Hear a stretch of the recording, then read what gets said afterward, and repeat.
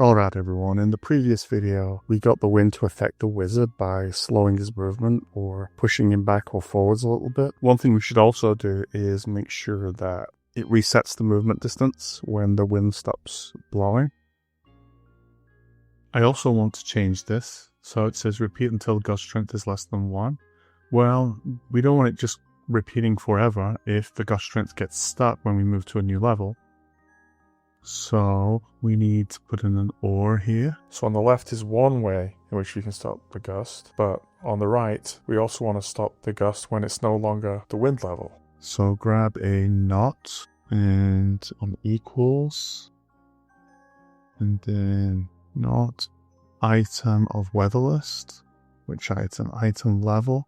So it's not the item level of weather list equals wind. So basically it's not one of the wind levels.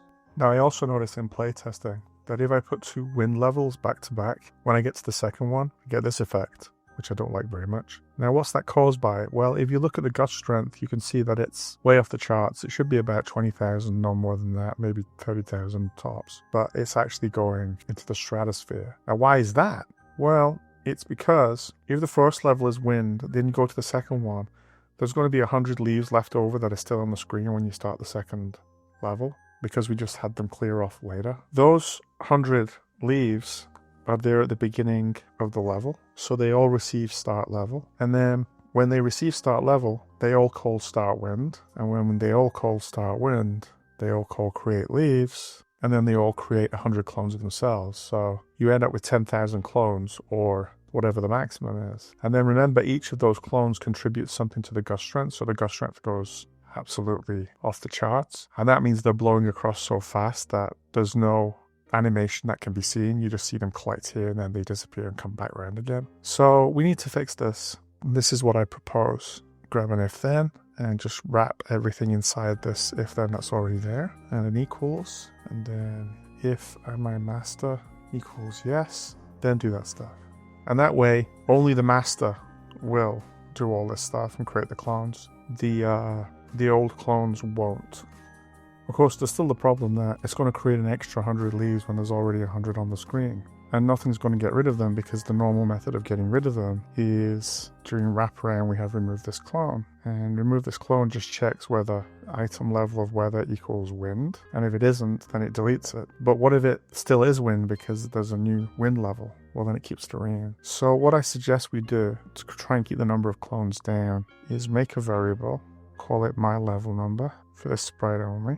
And then when I start as clone, set my level number to level. And that records the level number you were at when you were created. And then remove this clone, we'll keep the not and the equals. But if not my level number equals level, if it's no longer my level, if level has gone up by 1, my level number of course stays the same as when it was created, then get rid of me. Okay, let's try that out.